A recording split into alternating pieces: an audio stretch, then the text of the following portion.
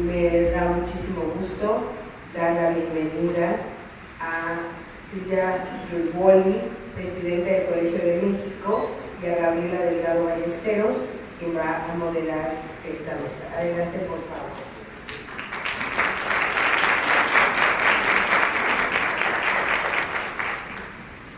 Y cedo la palabra a nuestra moderadora.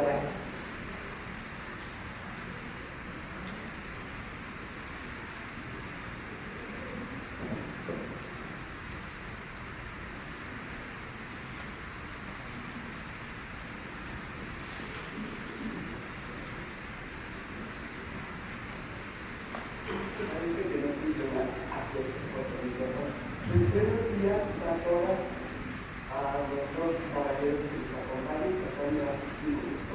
Muchas veces soy mi amado amante marido. Y le agradezco que siempre me acompañen en esta reunión. Voy a hacer una breve semblanza de Silvia Yulboli Saucedo. Ella es presidenta del Colegio de México. Ha sido presidenta del mismo desde el 2015 y hasta el 2025. Es una institución en la que además es profesora e investigadora del Centro de Estudios Demográficos Urbanos y Ambientales. Es licenciada en Sociología por la UNAM y maestra en Demografía por el Colegio de México. En el 2004 obtuvo su doctorado en Sociología por la Universidad de Ottawa. Su investigación se ha centrado en tres líneas muy importantes en estos momentos de nuestro país. 1. Migración internacional en América. 2. Transiciones a la adultez en México y América Latina.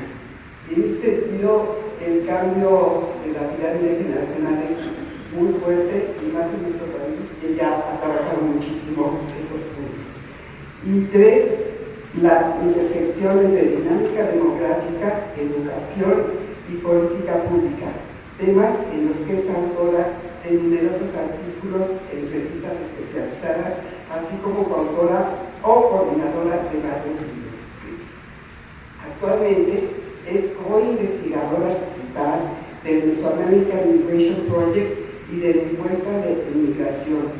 Reciente en el marco del Latin American Migration Project Plan, recibió la medalla Horace Mann, esta medalla, ese nombre, Horace Mann, para una mujer es importantísimo porque es de las pocas mujeres de cabeza.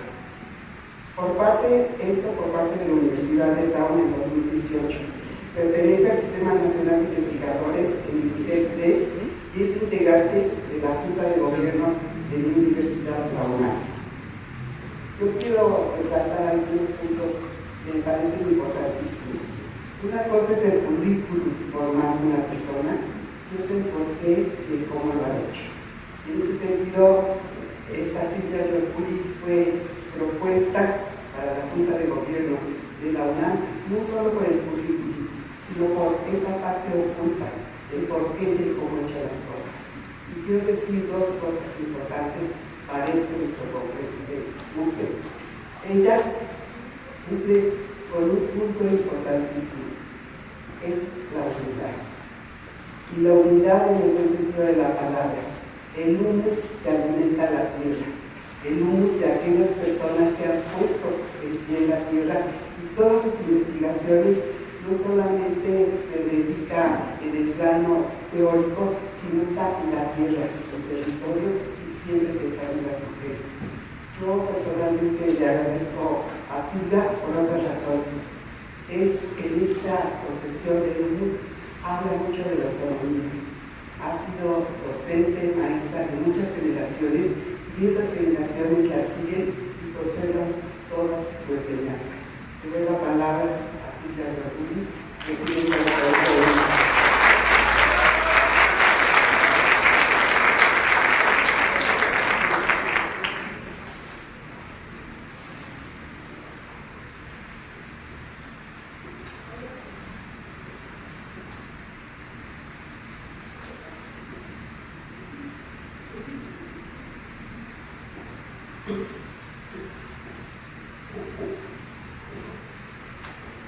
Bueno, pues muy buenos días. Agradezco mucho la muy generosa presentación que Gabriela Delgado acaba de hacer. La verdad es que me da mucho gusto estar aquí. Cuando conocí de esta iniciativa Mujeres por la Educación, por supuesto que es un tema que me interesa, como alguien que ha hecho toda su carrera en educación, hija de maestras, entonces siempre comprometida con la parte de educación. Y bueno, también porque reconozco, así como mencionaba la colega del TEC en la inauguración, reconozco la importancia de los liderazgos y de reunirnos entre mujeres para hablar sobre lo que está pasando en este contexto. Y también agradezco mucho la invitación a este primer congreso de MUPORE, de Mujeres por la Educación, porque además cuando tuve la conversación con el comité académico, les decía, bueno, como demógrafa, ¿en qué puedo contribuir?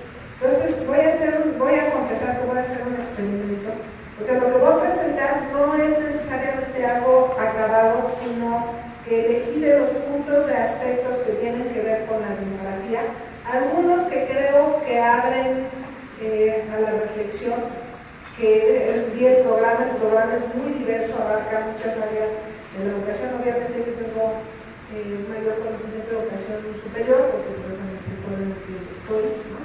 Pero bueno, pues seleccioné diferentes puntos esperando que resuenen de alguna manera a lo largo de estos 2 días en los que se irá discutiendo. Entonces, bueno, pues felicito muchísimo a las organizadoras, creo que es una gran iniciativa.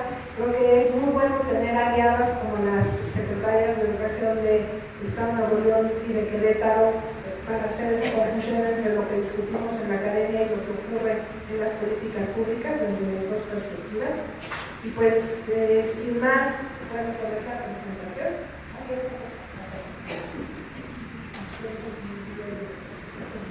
Entonces, bueno,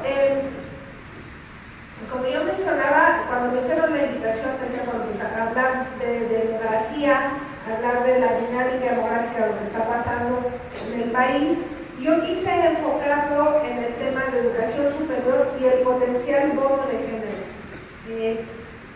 ¿Quiénes han oído del concepto de bono de género?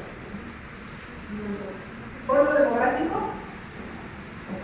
Entonces, bueno, el bono demográfico es un término que se relaciona con el momento demográfico en todos los países, en donde digamos que la demografía es más favorable para el desarrollo económico por esta concentración de la población en edades laborales. Hace más o menos 10 años, Naciones Unidas, en concreto en CEPAL, lanzaron este concepto de bono de género que se refiere a la participación de las mujeres en la economía. O sea, como saben, México y América Latina en general, la mayoría de los países tienen todavía muy bajas tasas de participación de las mujeres en el mercado de trabajo, remunerado, y eso es un poco de lo que voy a hablar.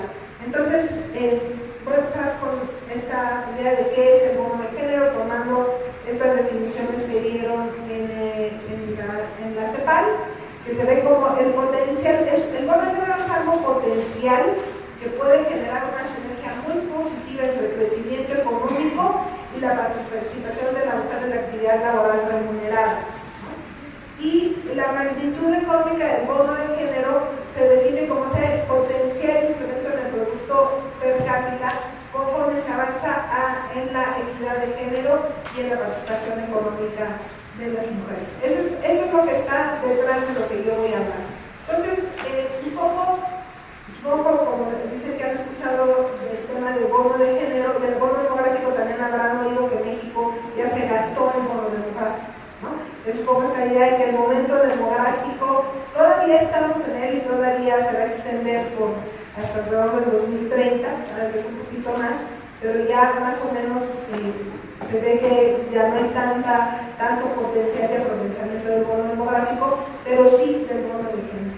Entonces voy a empezar hablando del momento demográfico en el que estamos desde una perspectiva dividida de hombres y mujeres, porque normalmente presentamos estos datos para la población total, yo la voy a presentar para el caso de las mujeres. A mí me gusta mucho esta gráfica. Esta es una gráfica que muestra la evolución de la población en México desde 1950 hasta 2020, observada, y a partir de 2020 las proyecciones que da el Consejo Nacional de Población, las proyecciones oficiales.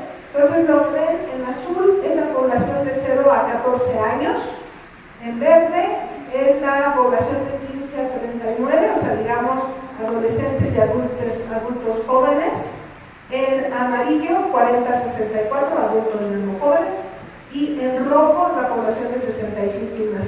Y a mí me gusta esta gráfica porque creo que es muy elocuente un poco contar de qué contexto venimos y hacia dónde vamos, ¿no? Si ustedes ven en el caso de la población de 0 a 14, bueno, ya está dividida, lo que hice para esta presentación es dividirlo hombres y mujeres, ¿no? Entonces las líneas sólidas son mujeres, las líneas punteadas son hombres. Entonces, si se fijan, la línea azul, la de 0 a 14, es la población joven. Imagínense ustedes el crecimiento del sistema educativo en un momento que esta población crecía muy rápidamente, ¿no? Es mucho más, con mucha mayor demanda en términos de poder atender o mantener el ritmo de crecimiento del sistema educativo cuando está creciendo la población muy rápidamente, pero ya en este momento, digamos, ya, este grupo de edades ya no está creciendo, de hecho, ya empezó a decrecer, ¿no? Y ese, bueno, pues es un tema, desde una perspectiva, uno diría, en la medida, una forma de ponernos en la medida que ya no está creciendo este grupo de edad, pues eso puede favorecer la inversión en educación en términos de que ya no solo es el tamaño de la población que hay que atender, sino poder atender otros aspectos sobre la organización del sistema. Luego tenemos el grupo de 15 a 39, que incluye a la población universitaria, que llegará a su máximo histórico en el 2029. Es decir, ahorita en este momento tenemos el periodo de formación de media superior y ya como adultos jóvenes a la generación más grande de México, pero la generación de mujeres más grande. Estamos entre 15 y 39, es la generación más grande de mujeres que tendrá el país en su historia, ¿no? Y que tendrá hacia el futuro. Y bueno, aquí vienen una serie de preguntas, porque obviamente lo que pasa en esta, sabemos que lo que pasa en esta etapa de la vida, entre los 15 y los 22, por ejemplo, y después pues, va a definir toda la trayectoria hacia adelante, es la etapa en la que ocurre pues la unión, la formación de uniones, la llegada de los hijos, la etapa de formación profesional y se define también el plan de trabajo. Bueno, luego vemos aquí a la población, que es la generación en la que yo estoy, de las mujeres de 40 del grupo, de que estoy, mujeres de 40 a 64, que sigue creciendo, que se tendrá su máximo histórico en el 2054, y esto que es el proceso de envejecimiento en México, que es el grupo de población que está creciendo más rápidamente ahora, es la población de 65 y más. Ya después del 2030 habrá más personas de 65 y más que menores de 15 años. Y bueno, ya para el año 2044 superarán a las 0 a 14, en el 2066 superarán a las 15 a 39. Y ese es el, a mí me gusta esta gráfica porque también es imaginar el país que viene y cómo nos preparamos. Y bueno, aquí destacaría algo que, como ven en casi todas, hombres y mujeres van bastante pegaditos. Aquí se separa por la mortalidad de hombres por muertes violentas, pero bueno, se vuelve a unir, pero el 65 y más el envejecimiento, como decía uno de los demógrafos más conocidos, Raúl Benítez, tiene el rostro de mujer, porque bueno, es mucho mayor la esperanza de vida y la probabilidad de sobrevivir a la misma. Entonces, este es el panorama demográfico. Cuando estamos hablando de educación, este es el panorama que tenemos y el que se viene hacia adelante. Cuando uno ve esta gráfica, y después, por ejemplo, de haber oído la intervención de Gabriela Ramos, pues uno puede entender que aspectos como la educación continua, la educación a lo largo de la vida va a ser muy importante en términos de la posible ampliación de la etapa laboral y de los cambios en el mercado de trabajo asociados a la era digital o de inteligencia artificial. Decía Gabriela, hablaba de la estructura por edades. Bueno, este es un recurso típico de los demógrafos, las pirámides de población, pero aquí les puse un agregado que son las pirámides de población divididas hombres y mujeres, pero con nivel educativo, ¿no? Esto es un ejercicio que hace el Wittgenstein Center de Austria para todos los países. Entonces, es la pirámide de población que en el 2000 todavía tenía poquito formas de pirámide. Aquí en rojo es la población sin escolaridad, esta es la educación primaria, en azul claro, para nosotros sería secundaria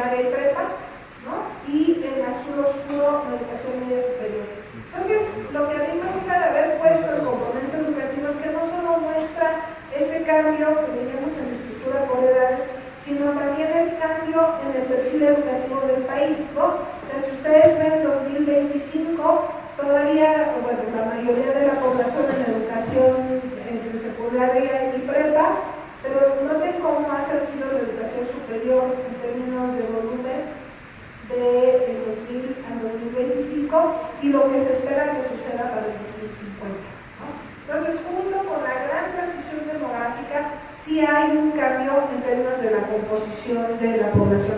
Yo no les puse las pirámides de otros países, pero obviamente una de las preguntas para el caso mexicano es si quisiéramos todavía mayor prevalencia de la media, de la superior, ¿no? Más que de la etapa media, que para la definición que usualmente está el centro de secundaria y preparatoria. Y esta otra es otra fotografía en términos de población, pero de toda esta nada más voy a enfatizar dos aspectos. Ahí está. Bueno, salieron las cosas aquí. La primera es la tasa global de fecundidad, ¿no? Uno de los grandes cambios que ha habido en México es la caída de la fecundidad, la baja de la fecundidad. Ya para el 2025 México está por abajo de lo que llamamos fecundidad de reemplazo, que es lo que se define en Naciones Unidas como fecundidad 2.1, digamos. 2.1 sería el promedio de hijos que se necesitaría tener a las mujeres para que la población se mantuviera en su nivel, ¿no? México ya está en 1.9. La Ciudad de México está abajo de un hijo, en los niveles parecidos a Corea del Sur, y Hong Kong, que son los países de más baja fecundidad, pero además ya estamos hablando de un proceso de ultra baja fecundidad, ¿no? Es algo muy interesante. Yo creo que vamos a estar, ya lo estamos oyendo de repente en las noticias, estamos viendo, son datos que estamos generando en este momento, un aumento en el número de mujeres que no se unen nunca, que deciden no unirse en ningún momento, y que no tienen hijos, ¿no? Eso lo estamos viendo en la Ciudad de México, en algunos otros puntos, y eso también implica un cambio social muy importante, ¿no?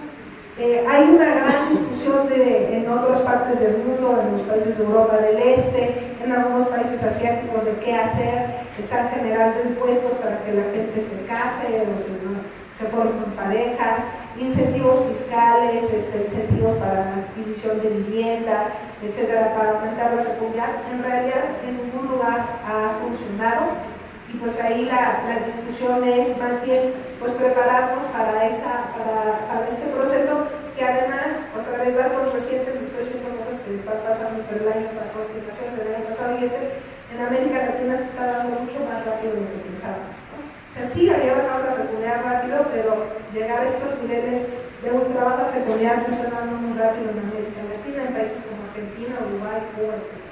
El otro dato, que por cierto salió en la inauguración, el de fecundidad adolescente. O sea, México tiene una cosa muy rara, porque en muchos países bajó muy rápido la fecundidad, pero también coincide con que las mujeres pospusieron la edad del primer hijo. Y en México tienes dos patrones. Tienes un patrón de mujeres que están teniendo a sus hijos después de los 30 años, piensen eso lo que implica tener el ciclo educativo, laboral, etc.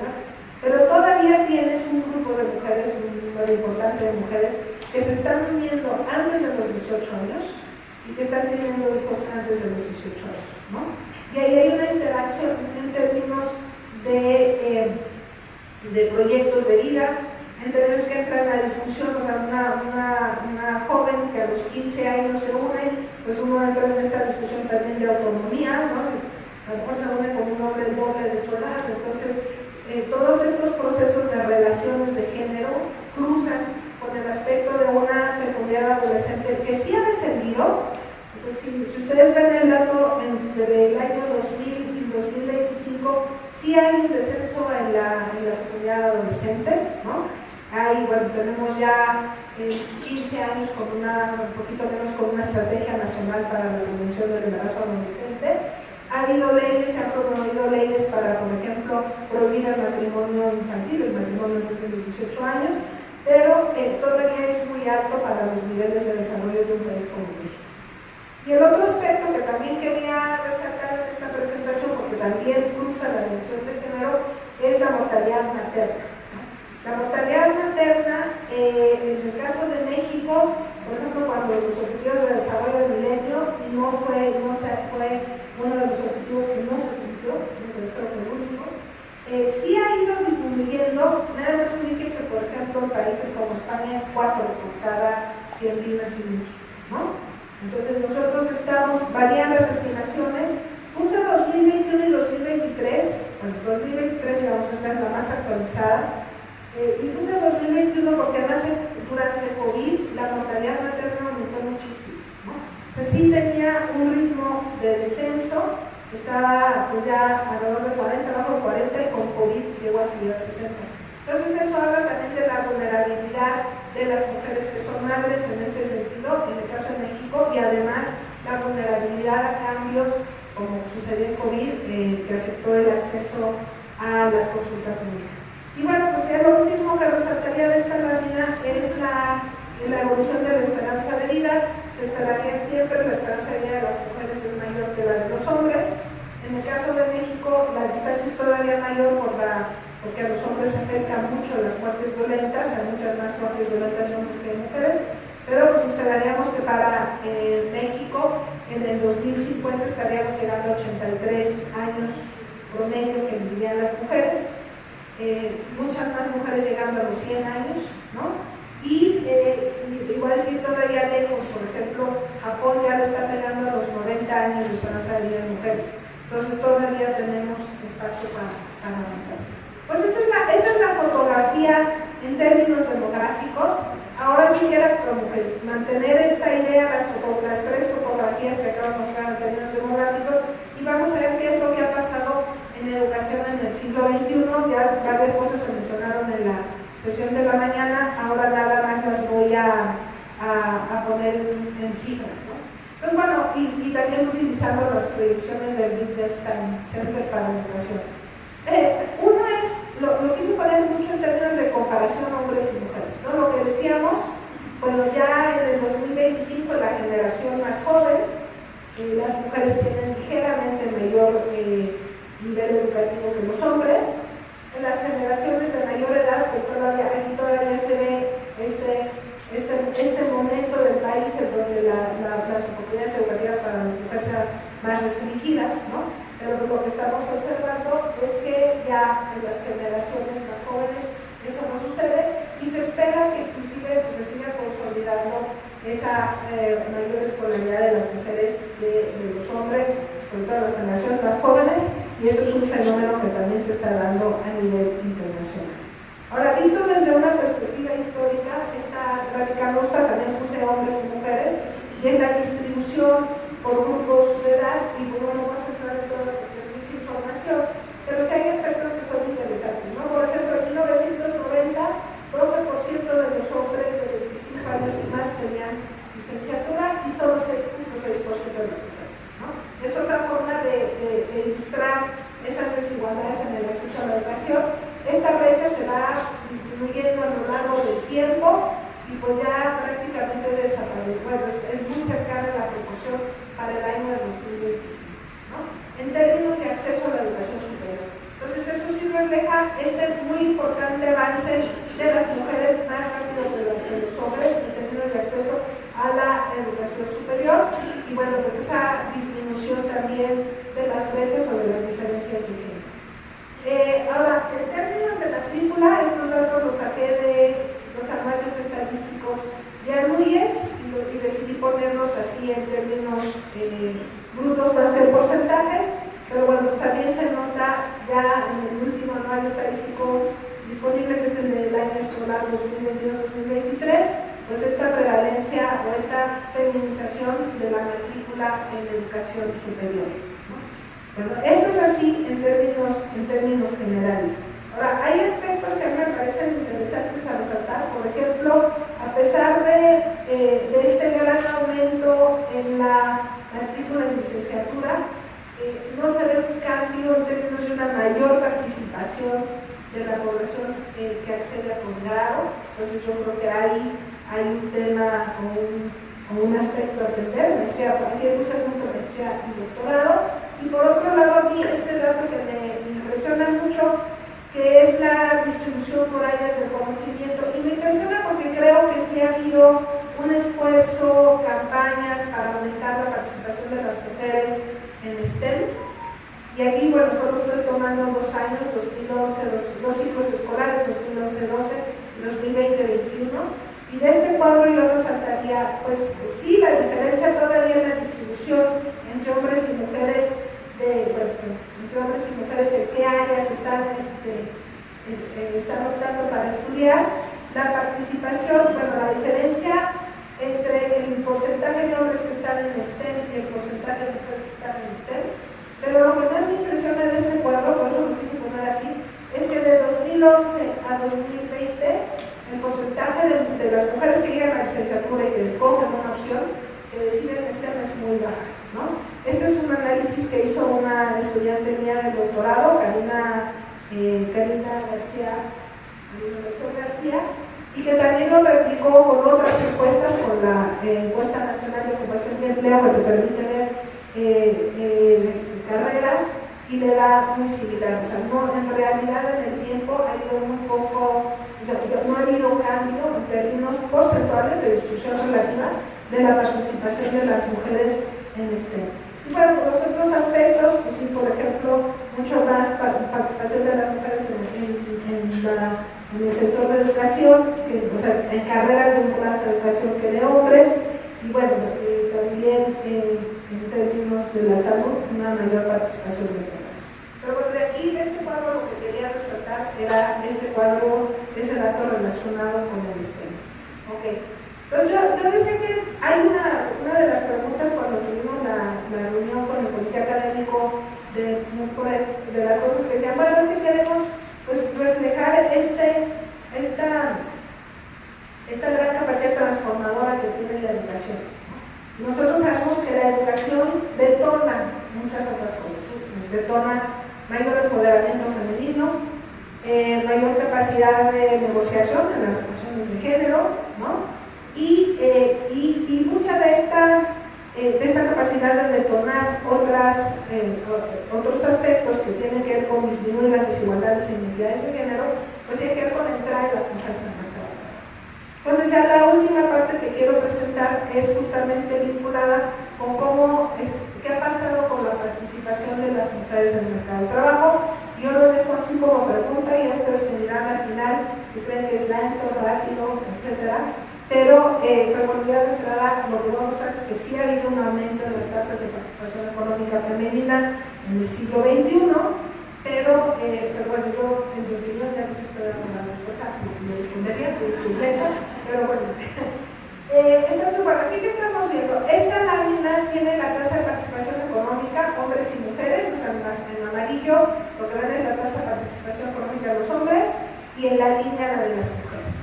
Entonces, efectivamente, de 1990, solo 21% de las mujeres entre 15 y 64 años de edad estaban participando en el mercado de trabajo en actividades remuneradas, ¿no? Entonces, 21%. Efectivamente, hay un cambio muy grande de 21% en 1990 a 45.3% en este momento. Pero si se fijan, pues el cambio ha sido, yo creo que ha sido lento. No nos puede llegar al 50%. Estamos, yo diría, en el promedio de América Latina, pero abajo de países como Argentina, como Uruguay, muy lejos de los países nórdicos como Suecia, ¿no? Finlandia.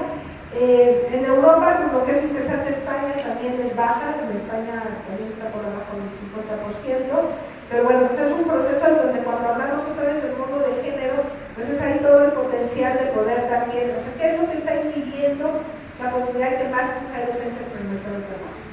De que menos de la mitad de las mujeres entren en el mercado de trabajo. Esta es la tasa de participación económica general. Cuando lo vemos por edades, entonces ustedes ven a los 25, entre los 25 y los 50, pues más del 90% de los hombres están en el mercado de trabajo, y en las mujeres pues sí aumenta, pero sigue estando 30 puntos de diferencia respecto a la participación de los hombres, ¿no? Entonces esa es una pregunta. Entonces podemos generar contextos para que haya una mayor participación de las mujeres en el mercado de trabajo. Es de interés que haya una mayor participación de las mujeres en el mercado de trabajo, y pues la pregunta siguiente sería ¿qué es lo que está inhibiendo la participación de las mujeres en el mercado de trabajo? Pues no voy a contestar todo, pero les voy a dar algunos datos que creo que sirven para la discusión. Esta lámina es la participación económica de las mujeres, ya aquí solo estoy quedando con mujeres, por nivel de escolaridad. Y vean, bueno, así solita la gráfica, que va desde sin instrucción, que es el rojo, hasta las mujeres que tienen licenciatura y posgrado, la diferencia en la participación económica. Entonces, a esa pregunta que yo creo fue Gabriela la que me hizo, ¿cómo detona, qué detona la educación? Pues de entrada, detona una forma de participación económica institucional. Vean la diferencia entre las mujeres sin instrucción o primaria y la población con licenciatura, ¿no? Y la otra es que, bueno, como es 90-2025, pueden ir viendo el aumento en el tiempo, y ahí sí, en la población con educación superior, pues tenemos tasas de participación mucho más altas que las de los otros grupos, que siguen estando abajo del 50%. La que sigue, esta es una colega que trabajó con cohortes con mujeres nacidas en 1960 y mujeres nacidas en 1970, y se puso a ver cómo el hecho de ser madre inhibía la participación en el mercado de trabajo y cómo variaba por nivel educativo. Entonces, bueno, pues otra vez, entre las mujeres que tienen primaria, el hecho de ser madre, o sea, cuando no hay hijos, la tasa de participación sube arriba del 64%, y el hecho de ser madres es mucho más baja. Eso se ve en todas, ¿no? Inclusive entre las mujeres universitarias, aunque la tasa de participación de las madres universitarias está arriba del 70%, en el caso de las madres con primaria completa, 40%. Y entonces eso lleva a dos discusiones. Uno, como estamos viendo que está aumentando lo que llamamos uniparidad, o sea, mujeres sin hijos, es muy probable que aumente la participación económica de las mujeres por primaria. Dos, porque uno de los aspectos que tienen que ver con esas posibilidades de integración al mercado de trabajo remunerado en el caso de las mujeres pasa por el cuidado y la organización de la vida en torno a los hijos. Sobre todo, no lo puse aquí, hay otras colegas que lo han hecho inclusive midiendo edades de los hijos, entonces inclusive entre los 0 y a los 5 años, que es cuando hay más demanda de cuidados, ¿no? Entonces ahí hay toda una agenda que vincula, podríamos decir, educación con trabajo y con una política social que tiene que ver con la conformación del Sistema Nacional de Cuidados.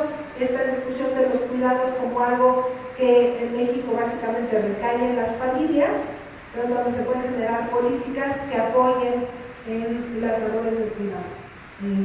No solamente de los menores de edad, sino como ya vimos en un proceso de rápido envejecimiento, pues también de los adultos. Y ya para cerrar, porque quería dejar espacio para discusión, pues aquí dejo otras preguntas, como dije, no eran necesarias más de respuestas, algunas preguntas. La primera es esta: si es de interés generar condiciones para que aumente la participación de las mujeres en el mercado de trabajo. Entonces necesitamos estar evaluando qué es lo que está inhibiendo la participación de las mujeres en el mercado de trabajo, y yo iría un paso más adelante: qué es lo que está inhibiendo la participación de las mujeres en el mercado de trabajo en puestos más altos. O sea, la movilidad ocupacional de los hombres es mayor que la de las mujeres, la movilidad salarial de los hombres es mayor que la de las mujeres. Y bueno, pues ya mencionábamos aspectos que tienen que ver con educación, con cuidados, pero también hay otros aspectos que decían en la inauguración, de aspectos que se reproducen en el aula. Y leía ayer en esta presentación un artículo de dos colegas de Raimundo Campos y Barcea, que hablan de cómo las negociaciones de salarios y de movimientos a posiciones más altas son diferentes entre hombres y mujeres, y por qué los hombres son mejores para negociar mejores salarios y promociones que las mujeres, ¿no? Entonces, bueno, son aspectos de género, de la cultura de género, que también necesitamos revisar. Y en ese sentido, ¿qué papel juega la educación en este contexto? Yo creo que es muy importante. No solamente es el acceso a la educación, como ya decíamos, sino también la formación que estamos dando en el aula desde pequeños. Hay varios aspectos de inequidades para las mujeres en el mercado de trabajo. Por ejemplo, yo no lo mostré, pero porque es un trabajo que está en curso con mi estudiante de doctorado, pero no solamente la proporción de mujeres que van a STEM se ha mantenido estable, sino que además de los egresados de STEM, es mucho más difícil para las mujeres insertarse en carreras que corresponden a su educación que a los hombres, ¿no? Entonces, bueno, ahí hay otros retos en términos de decir, bueno, sí, mayor acceso a la universidad, mayor acceso a las carreras STEM, pero el siguiente eslabón es que esto se corresponda con las oportunidades laborales. Y bueno, y aquí viene un conjunto de aspectos que tienen que ver con qué acciones de política pública, por eso celebro que haya personas de la Secretaría de Educación de Nuevo León y de Querétaro, que pasa no solamente por política educativa, no pasa por política educativa, política laboral y política social, ¿no? Entonces, bueno, hasta ahí cerraría, espero haberles dejado más dudas que respuestas. Muchas gracias.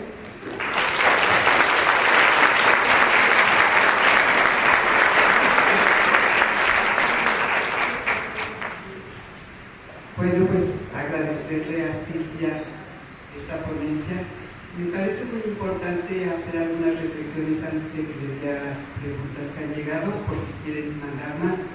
Fíjense, en muchos aspectos se dice que no queremos números, que queremos caras, que los números tienen nombre y que estos no se nombran. En el caso de la presentación de Silvia me parece importantísimo porque aún cuando nos está hablando de números y porcentajes son determinantes para lo que es la política pública, y no solo la política pública, lo que es la presupuestación, y una presupuestación con perspectiva de género. ¿De qué manera se puede llegar a la igualdad si no hay equidad? Y esto requiere de presupuestos, y el presupuesto solamente se da conociendo los impactos y los números. El segundo punto que quiero yo aquí presentar, que son dudas y preguntas de las compañeras que se están escribiendo por lo pronto, es que Silvia nos presenta lo que es la historia de la evolución, pero también la historicidad. Historicidad en el sentido de cómo las mujeres hemos ido no evolucionando, sino ganando derechos. O sea, cuando hablamos de educación, no hablamos justamente de oportunidades y de participación. Hablamos de un derecho que no está garantizado y que en el caso de MUSEP, nosotras, por la educación, tenemos que impulsar. Es el derecho no se otorga, el derecho se lucha. Y en ese sentido, pues eso es lo que estamos haciendo con este Congreso y con el futuro. Y el otro punto de base fundamental es que Silvia nos habla de utopía y de distopía.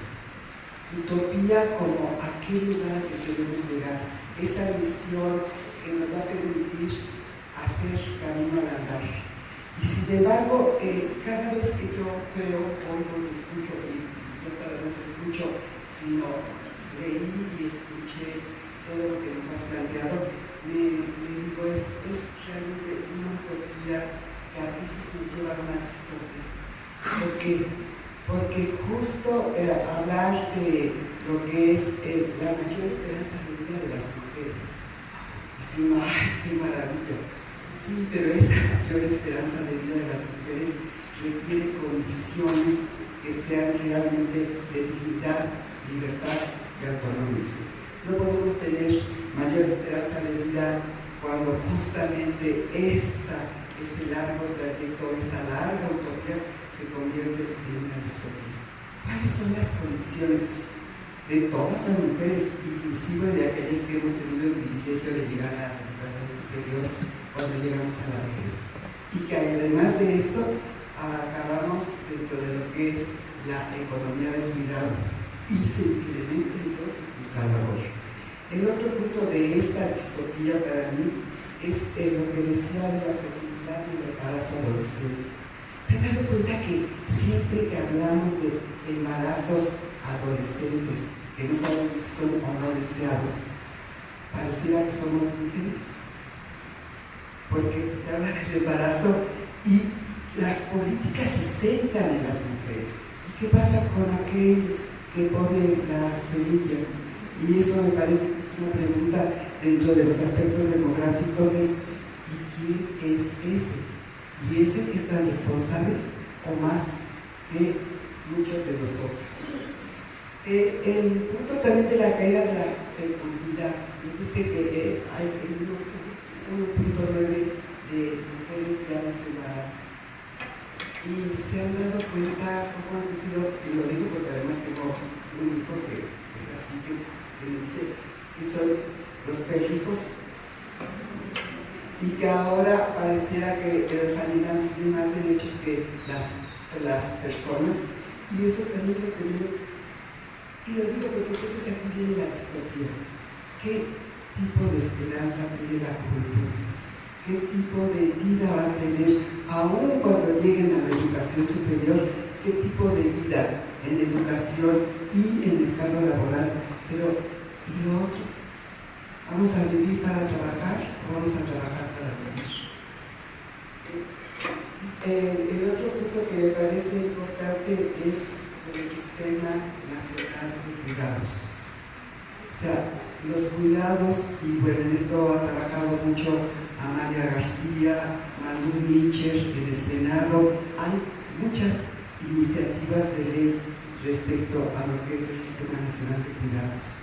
Y el Sistema Nacional de Cuidados, ya para una pregunta aquí, no solamente depende de cómo nos organicemos las mujeres. Es un derecho y es una obligación del Estado. Y como derecho y obligación del Estado, hay que responsabilizar al Estado pensando que los derechos de los cuidados son de hombres y mujeres. Y que no es solamente cómo va el Estado a liberar a las mujeres, también cómo va a responsabilizar a los hombres de que la vida, la libertad y el alimento es responsabilidad personal y de aquellos a quienes hereden. Esas son mis dudas, mis temores, y una de las primeras preguntas habla sobre lo que es el trabajo informal. Déjenme, las leo y tú decides, Silvia, o si quieres hacer algún comentario de mis rupturas distópicas y utópicas. Busco las preguntas. No, bueno, pues muchas gracias.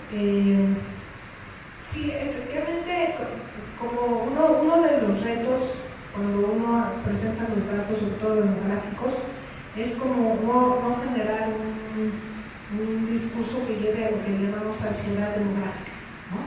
O sea, como que de alguna manera los datos te dicen y te anticipan escenarios, y la pregunta es cómo te preparas para esos escenarios, ¿no? Y además porque normalmente lo que acaba pasando, o sea, lo vemos en Europa del Este, ha sido muy claro, esta ansiedad demográfica por la baja fecundidad ha llevado a acciones que van en contra de los derechos sexuales y reproductivos de las mujeres, ¿no? En aspectos como, por ejemplo, dificultar el acceso a anticonceptivos, ¿no? No hacer la distribución de anticonceptivos, como buscando que eso genere un aumento en la fecundidad, reversión en la legislación en torno a la interrupción legal del embarazo, no por una cuestión de discusión ética, sino como una medida de población para aumentar la fecundidad. Y bueno, otra vez lo que sabemos es que eso no ha funcionado, ¿no? Entonces, más bien, pero yo sí creo que ese es un gran cambio en el caso de México, que se está dando muy rápido de una generación a otra. Como dice Gabriela, lo estamos viendo para las que tenemos más de 50 años en la generación de nuestros hijos, ¿no? Y qué implicaciones tiene a lo largo de la vida, y qué implicaciones tiene para la organización social, qué implicaciones tiene en términos de cuidados, el cuidado de adultos mayores que tendrían 6, 7 hijos, y el cuidado de adultos mayores que tienen un solo hijo. Entonces no lo quiero ver como bueno o malo, sino que implica una reorganización de la sociedad. Y en términos del aumento de la esperanza de vida, pues otra vez, ahí sí el ejemplo de Japón es muy interesante, porque este aumento, que es el país que tiene la esperanza de vida más alta del mundo, pero también ha venido con toda una discusión sobre calidad de vida y de alimentación, de ejercicio, de cultura de la salud, que va desde la edad adulta como preparación a esta etapa de adultos mayores. Entonces, sí, no solamente es aumentar la esperanza de vida, sino aumentar la esperanza de vida saludable y sin discapacidades, que son las propias del proceso de envejecimiento. Y yo creo que esas son el tipo de preguntas que nos tenemos que ir preparando, y cerraría diciendo que creo ahí otra vez que la educación es fundamental. O sea, los estudios, cuando se habla del cambio en la mortalidad infantil en el mundo, por ejemplo, cómo todavía es alta en varios países de África, pero ha bajado. ¿Cómo ha bajado? El gran detonante del cambio en la mortalidad infantil, además de las vacunas y los antibióticos, es la educación de la madre. Entonces, ese es el gran determinante de cómo baja la fecundidad. ¿Quieres que baje la mortalidad infantil? Invierte en la educación de las niñas que serán madres, ¿no? Entonces, así como sabemos ese gran potencial de que genera un cambio más allá de los factores estructurales, creo que ocurre lo mismo cuando estamos hablando de cómo nos preparamos a este proceso de envejecimiento y la importancia de la educación a lo largo de la vida. Y además, como hago entendido que se acaba a los 15, a los 18 o a los 22, sino la importancia de mantenerlo a lo largo de la vida.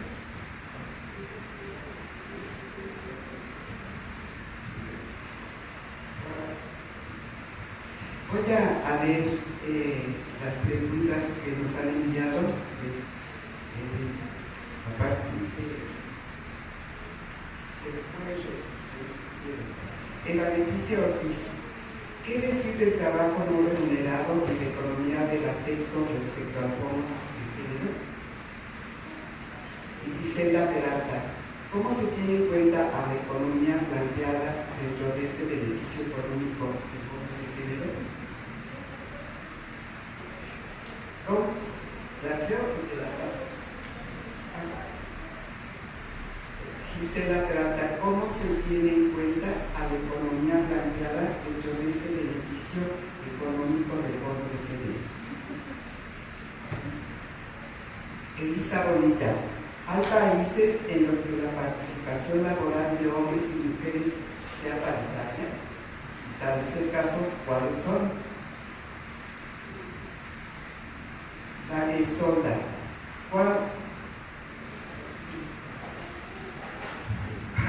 ¿cuál es el dato de salud actual en mujeres adultas mayores con educación superior y posgrado?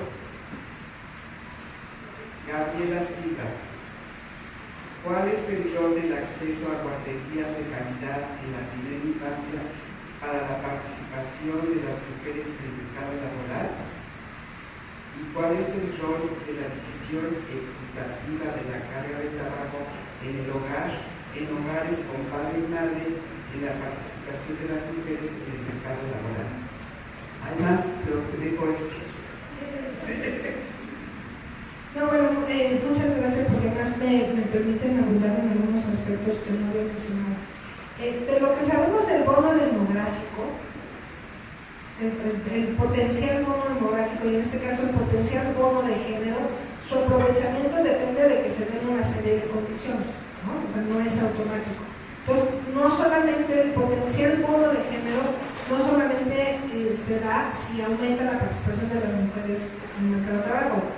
Tendría que darse la integración de las mujeres en el mercado de trabajo en ciertas condiciones, ¿no?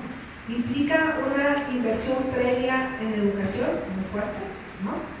Implica una posibilidad de integración en trabajos formales remunerados que inclusive permitan, por ejemplo, la planeación a futuro y el ahorro, ¿no? Entonces no es automático, y efectivamente nos lleva a hablar no solamente de entrar al mercado de trabajo, sino cómo se entra al mercado de trabajo, y más en una economía donde tenemos tan segmentado el mercado de trabajo formal e informal, como es el caso de la mexicana y de la mayoría de América Latina. Muy buena la pregunta de trabajo no remunerado y economía del afecto respecto del bono de género. O sea, la parte está la idea del bono de género. Ha habido ya también desde hace más de una década una serie de estudios sobre uso del tiempo, ¿no?, en América Latina, y además tenemos varias encuestas de uso del tiempo que permiten ver. Y creo que las encuestas de uso del tiempo fueron muy importantes, primero, en mostrar las disparidades en el tiempo dedicado al trabajo remunerado y no remunerado entre hombres y mujeres, ¿no? Segundo, para mostrar la poca participación de los hombres en trabajo no remunerado que incluye las actividades de cuidado, ¿no? De cuidado y reproducción del hogar, básicamente, ¿no? Y tercero, pues así, bueno, ya que estamos viendo estas disparidades, ¿qué implica en términos de políticas laborales, ¿no?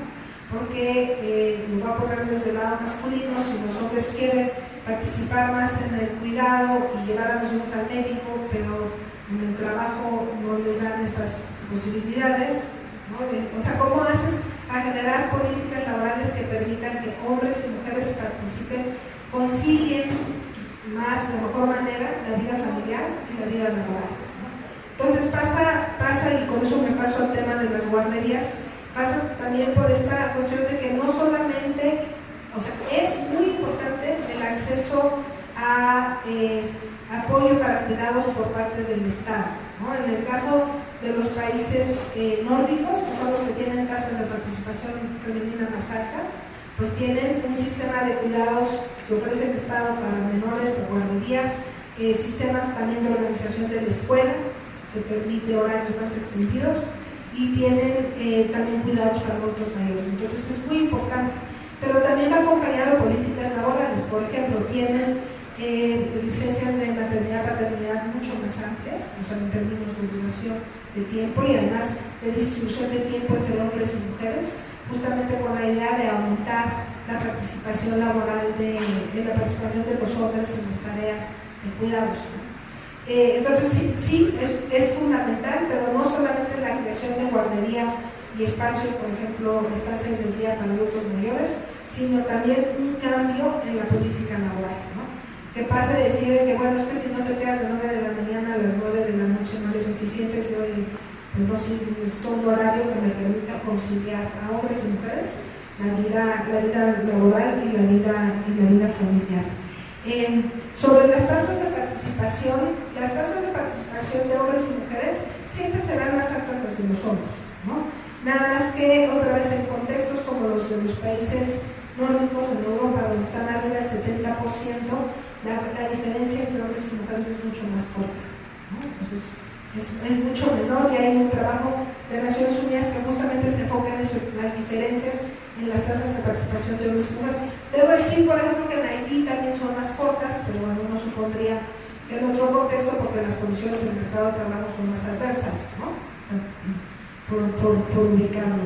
Entonces, en esa respuesta a Elisa Uría, que me da mucho gusto saludar, y creo que la pregunta que me falta es sobre la salud de mujeres adultas mayores con educación superior.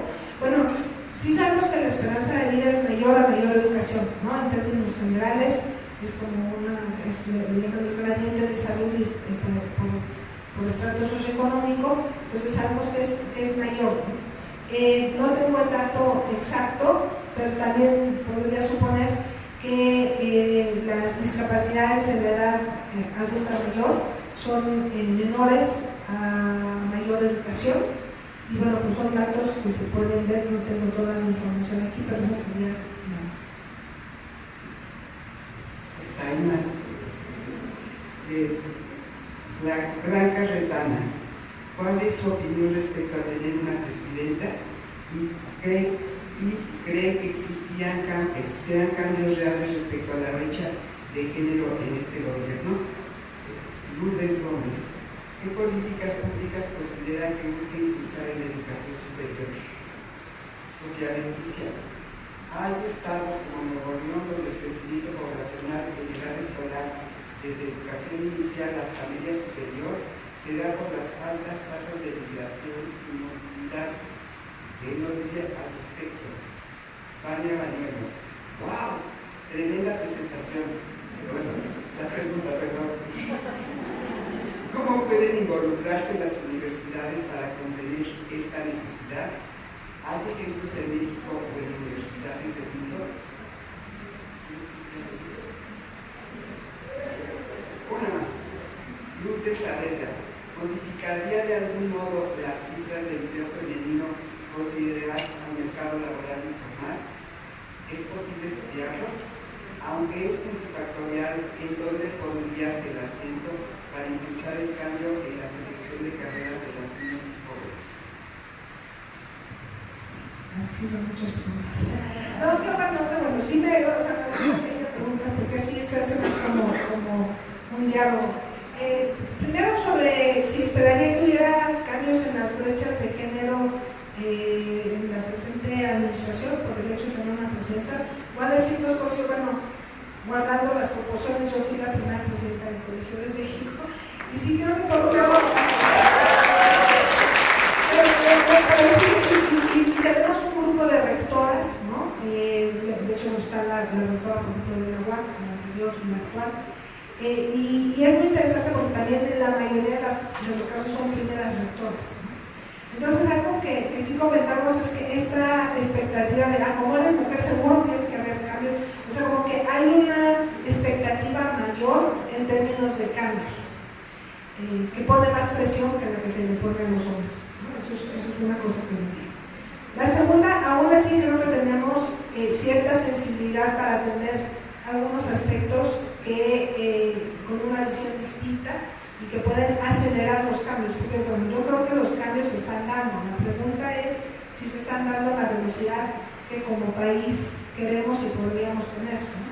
Y ahí voy a hablar, por ejemplo, de lo que pasó durante COVID y el manejo de COVID entre las rectoras, que teníamos como ciertos aspectos que nos permitían entender mejor las situaciones familiares de los estudiantes, ser más empáticas en algunos casos, inclusive con el personal, las profesoras que de repente vieron su tarea de cuidado duplicada porque se sentaban con los hijos a hacer las tareas, y como decían, bueno, pues esa división de trabajo se mantiene. Entonces sí creo que la mirada, voy a dar otro ejemplo en investigación médica.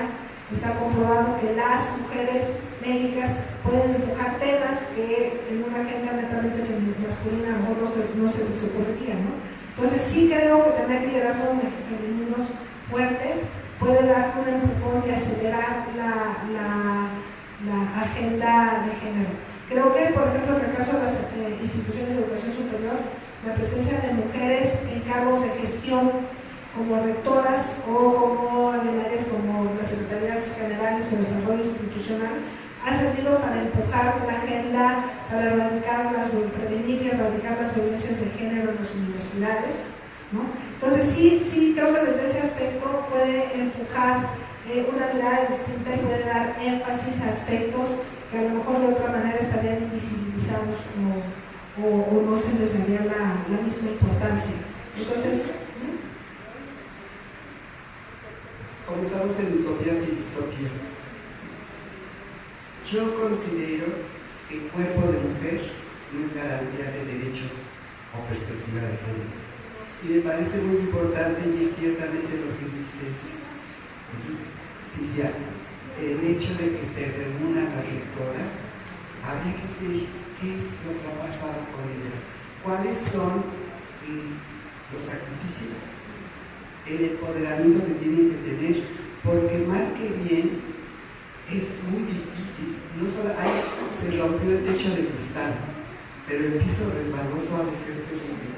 Y efectivamente yo creo que Mujeres Unidas jamás serán vencidas, pero hay que tomar en cuenta las condiciones a las que se enfrentan. Muchas veces tienen que ejercer un poder patriarcal para ser escuchadas.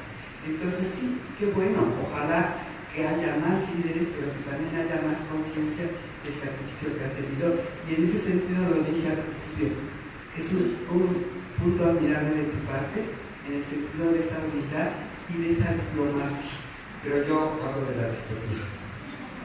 Sí, o sea, quiero decir, por ejemplo, varias de las colegas rectoras comentan que están llegando, primera baja rectora, pero una situación de crisis financiera, de restricciones, de conflicto, que tampoco le dan mucho margen de acción, ¿no? Entonces, bueno, pues yo creo que eso también hay que tenerlo en cuenta, que hay una expectativa muy alta, pero a veces contextos mucho más adversos de lo que o sea, para poder empujar la agenda como uno quisiera. Me gusta mucho la pregunta sobre Nuevo León y la migración interna. O sea, efectivamente en México hay una muy buena parte de la migración interna que se da motivada por la educación, ¿no? Curiosamente tenemos muchos más estudios de migración internacional de educación que de migración interna, ¿no? Entonces yo creo que ahí hay un faltante y vienen muchas preguntas, porque efectivamente Monterrey, Puebla, Querétaro son ciudades atractoras de migrantes por razones educativas de los estados alrededor. Pero bueno, una de las preguntas es si se quedan aquí o si después se regresan y cómo se da ese proceso a lo largo de la historia de las personas, ¿no? Otra vez, Karina, cuando usted la tesis de Karina analizó, creo que va a ser muy interesante porque ve la trayectoria de mujeres en STEM. Entonces, sí encontró varias mujeres que se han movido a tecnológicos, ha habido un crecimiento muy importante del Tecnológico Nacional de México. Entonces, de repente estudian en Mexicali, pero se van después a trabajar a Tijuana, ¿no? Entonces, no necesariamente es que se queden en los lugares en los que están estudiando. Y creo que el rol de la universidad, a mí me parece, y ahí lo sugeriría, por ejemplo, para el segundo congreso, que no sé cómo va a ser, pero sí entrar en esta discusión, o sea, me parece una mesa sobre educación superior. O sea, me parece que hay varias cosas. O sea, las universidades han sido pioneras, bien, mal, regular, de los protocolos de atención a las violencias de género, ¿no? Ha sido un tema dificilísimo, nos ha costado muchísimo, pero creo que lo que pasa en las universidades permea a otras áreas y otras instituciones que están menos cohesionadas, organizadas para bien o para mal de una forma, ¿no? Entonces creo que ahí en la agenda de género lo que pasa en las universidades permea hacia el resto de la sociedad. Es un momento muy interesante porque ahora está en la mesa, y no nada más en México, a nivel internacional, la responsabilidad social de las universidades, ¿no? Cómo rompes esta idea de la universidad como este espacio, la Torre de Marfil, alejada de lo que está pasando y se vincula con su entorno. Entonces hay ejemplos interesantísimos en México y en otras partes del mundo de la universidad interviniendo en las comunidades en las que se encuentra ubicada, trabajando con la sociedad civil, ¿no? Con organizaciones de la sociedad civil, etc. Y entonces yo creo que esa también es una forma de permear los cambios que se están dando entre la población universitaria hacia el resto de la sociedad. Y bueno, y la otra, que no se nos olvide, nuestra misión principal, que es formar nuevas generaciones. Y otra vez creo que las discusiones que se están dando en términos de la cultura de género, ¿no?, en nuestros espacios tendrán un impacto a través de las y los jóvenes que formamos y en términos del mercado de trabajo y de la generación de conocimiento, pues es algo, o sea, a mí me da mucho gusto ver cómo también la agenda de género empieza a ser cada vez más transversal, al menos en la investigación en ciencias sociales y humanidades, ¿no?, en varias de las instituciones y universidades públicas, no solamente porque está dentro de la currícula de las materias, sino porque también está en la agenda de investigación con perspectiva de género. Entonces, bueno, quiero ser optimista en ese sentido. Y sobre el mercado formal e informal, sí, yo creo que necesariamente, yo ya no quise meterle más datos porque ya hay muchas datos, pero los datos que yo estoy presentando, esta tasa de participación, es tanto en el mercado formal, en trabajo formal como en trabajo informal, es en los dos, ¿no? Lo que ya no quise meterles porque era mucha información, era desglosar trabajo informal y trabajo formal. Y también porque hay toda una discusión, por ejemplo, en el caso de las mujeres que buscan ocupaciones con mayor flexibilidad. Entonces, para un sector puede ser más atractivo el trabajo informal por la flexibilidad de tiempos y horarios para combinar familia y trabajo, ¿no? O también por esa misma razón optan por empleos que a lo mejor pagan menos, pero te dan más flexibilidad, ¿no?, en el sector del trabajo formal. Entonces ahí hay toda una línea de trabajo. Tampoco me metí a fondo en brechas salariales, pero está el tema de brechas salariales y pues toda una serie de aspectos que también puede ser para un segundo congreso de mujer, hablar de esas desigualdades en el mercado de trabajo, porque yo creo que están vinculadas con la educación, ¿no?, con lo que pasa en la educación. Pues bueno, pues eso. Quedan dos preguntas más, pero nos queda un minuto para cerrar esta sesión. Yo quiero agradecerle a Silvia no solamente la ponencia, sino que está dispuesta a estar con nosotras. Y sí quisiera hablar de la importancia de, ella nos mostró la importancia de la educación. Y para mí la importancia de la educación no solo estriba en entrar a un mercado laboral. La importancia de la educación es tener una vida digna, un bienestar para todas las personas y sobre todo justicia y felicidad. Entonces, todo este aspecto nos permite justamente trazar ese camino.